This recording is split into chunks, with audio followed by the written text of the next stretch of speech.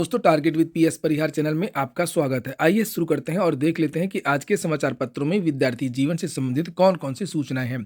तो वीडियो को जल्दी से लाइक कर दें, शेयर कर दें और जिन छात्रों ने चैनल को अभी भी सब्सक्राइब न किया हो तो जल्दी से सब्सक्राइब कर लें ताकि आप लोगों को इसी प्रकार की ऑथेंटिक अपडेट से सबसे पहले मिलती रहें। आगे बढ़ने से पहले एक सूचना उन विद्यार्थियों के लिए जो विद्यार्थी यूपीएससी की तैयारी कर रहे हैं अथवा यूपीपीएससी की तैयारी कर रहे हैं। यहाँ पर एक बेस्ट बुक है इंटरनेशनल रिलेशन की, जिसे आप लोग यहाँ पर ये देख सकते हैं। ये मेरे पास आई हुई है और इसका जो पब्लिकेशन है एस चांद पब्लिकेशन, यहाँ पर ये नीचे देखिए लिखा हुआ है और आईएएस साथी और ऊपर लिखा है international relation for UPSC state PCS civil services mains examination. अंदर आप लोग देखेंगे इस पुस्तक में सारी की सारी चीज़ें बहुत अच्छी तरीके से इसमें कवर की गई हैं। वैसे भी इंटरनेशनल रिलेशन की बहुत कम स्तरीय बुक आपको देखने को मिलेगी मार्केट में, और यहाँ पर इस चीज़ को ध्यान में रखा गया कि किस प्रकार के जो प्रश्न हैं वो यूपीएससी में पूछे जाते हैं और यूपीएससी में पूछे जाते हैं और कहाँ से पूछे जाते हैं। यहाँ पर देखिए हर टॉपिक को कवर किया गया। जैसे यहाँ पर लिखा है international relation, nature and related concept, nation and state, internationalism क्या है, फॉरेन पॉलिसी क्या होती है, डिप्लोमेसी क्या होती है। नीचे और भी बहुत सारी चीज़ें, जैसे यहाँ पर देखेंगे आप India China relation, India Pakistan relation, नीचे Gujarat doctrine, look east act east, look west policy, neighbourhood first policy, सारी चीज़ें कवर की गई हैं। और बाद में यहाँ पर अलग अलग कंट्री के बारे में विस्तार से यहाँ पर नीचे में पेज दिया हुआ, किस पेज में आपको क्या मिल जाएगा। जैसे पाकिस्तान के बारे में जैसे पूरी जानकारी दी गई, एक एक कंट्री के बारे में, पाकिस्तान के बारे में, about the country, polity and administration, economy and trade, diplomacy and foreign affairs, society and culture, बहुत सारी चीज़ें। इसी तरीके से म्यांमार के बारे में नीचे यहाँ पर देखिए अबाउट द कंट्री पॉलिटिक्स। आगे देखेंगे तो इस पुस्तक में बिंदुवार बहुत अच्छी तरीके से ग्राफ के माध्यम से, ये देखिए पूरा ग्राफ के माध्यम से, फोटो के माध्यम से सारी चीज़ें पूरी तरीके से क्लियर कर दी गई हैं। जैसे पाकिस्तान के बारे में भी हम लोग देख रहे थे, पाकिस्तान के बारे में यहाँ पर सारी चीज़ें हमारे कौन कौन से समझौते हुए हैं, क्या क्या चीज़ें हुई हैं, सारी चीज़ें इसमें दी गई हैं।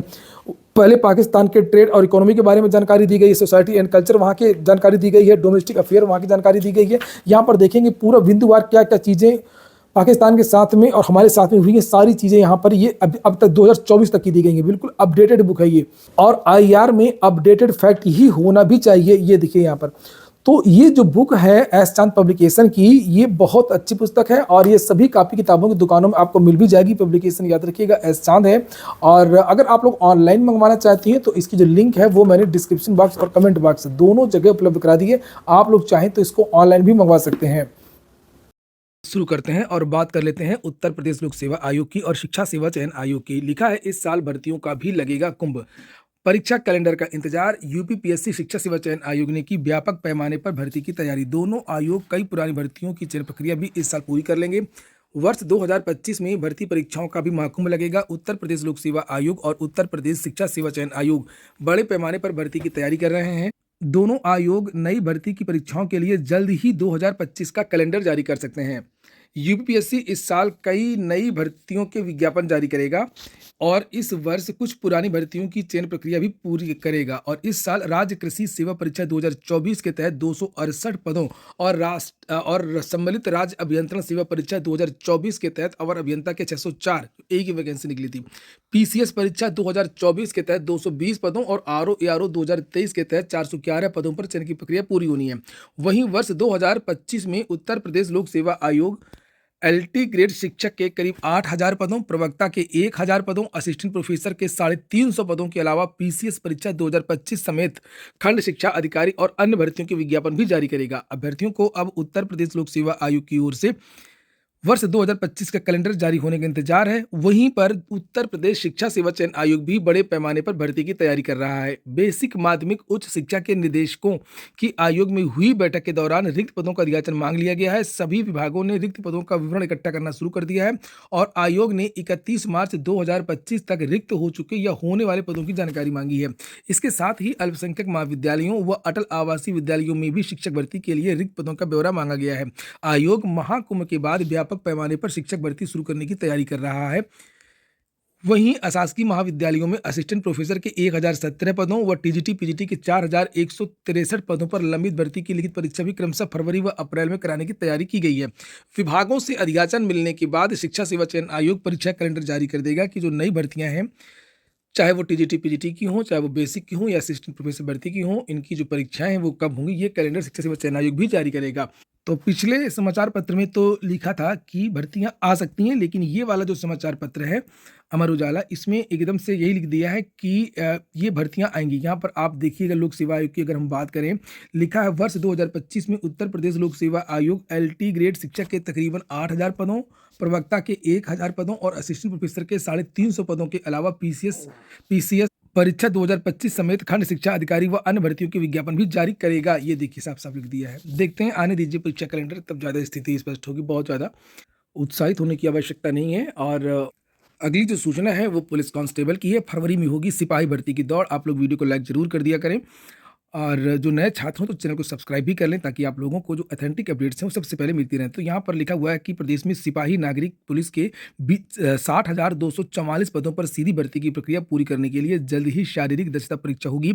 उत्तर प्रदेश पुलिस भर्ती एवं प्रोन्नति बोर्ड के अध्यक्ष राजीव कृष्णन ने बताया कि वर्तमान में जारी शारीरिक मानक परीक्षा एवं दस्तावेजों की जांच डीवीपीएसटी परीक्षा 7 फरवरी को संपन्न हो रही है और इसके तुरंत बाद शारीरिक दक्षता परीक्षा कराई जाएगी। उन्होंने अभ्यर्थियों से अपील भी की है कि भर्ती प्रक्रिया के चरणों से संबंधित जानकारी के लिए वे बोर्ड की वेबसाइट देखते रहें। बता दें कि सभी जिलों में डीवीपीएसटी का आयोजन करवाया जा रहा है। इसमें करीब 1,74,000 अभ्यर्थी शामिल हो रहे हैं। बोर्ड जिलों की पुलिस लाइन में रोजाना करीब 5,000 अभ्यर्थियों को बुलाकर के उनका शारीरिक मानक परीक्षा और दस्तावेजों का सत्यापन किया जा रहा है। यह प्रक्रिया पूरी होने के बाद चयनित अभ्यर्थियों को शारीरिक दक्षता परीक्षा के लिए बुलाया जाएगा। इसके लिए अलग से एडमिट कार्ड जारी होगा।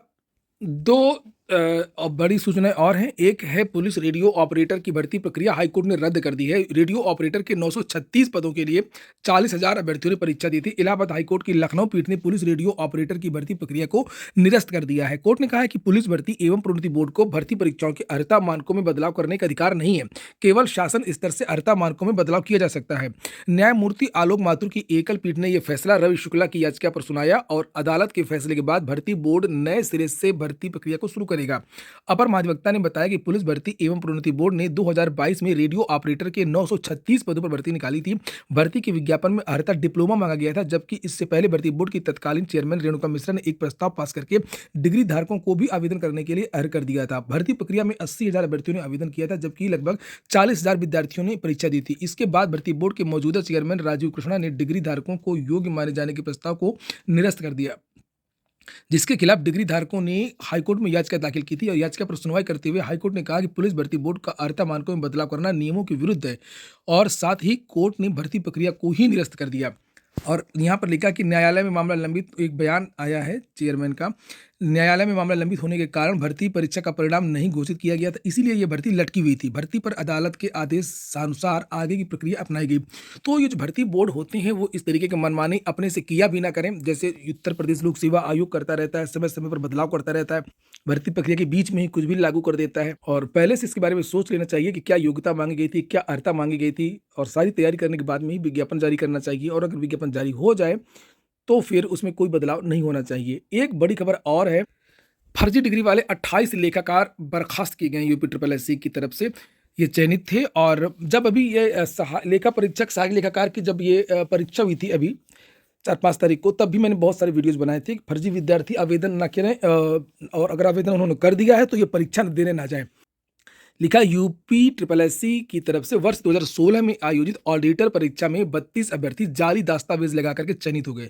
सत्यापन के दौरान शैक्षिक दस्तावेज में गड़बड़ी मिलने पर 4 अभ्यर्थियों के नियुक्ति पत्र जारी नहीं हुए, जबकि 28 लोगों के जारी हो चुके नियुक्ति पत्र निरस्त कर दिए गए हैं। 32 अभ्यर्थियों पर महानगर कोतवाली में आंतरिक लेखा परीक्षा में तैनात सहायक लेखा अधिकारी ने मुकदमा दर्ज करा दिया। तो फर्जी कहीं से बनवाया होगा किसी यूनिवर्सिटी वगैरह से।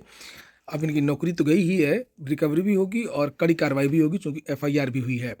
तो वीडियो लंबा हो जाएगा, अभी मैं 1 घंटे बाद इसका पार्ट 2 डालूंगा। कुछ अलग से कुछ सूचनाएं हैं तो उसको भी देखिएगा, और पार्ट 2 तभी आता है जब सूचनाएं कुछ ज़्यादा हो जाती हैं। तो ठीक है दोस्तों, ये हो गया आज का वीडियो। पूरा वीडियो सुनने के लिए बहुत बहुत धन्यवाद।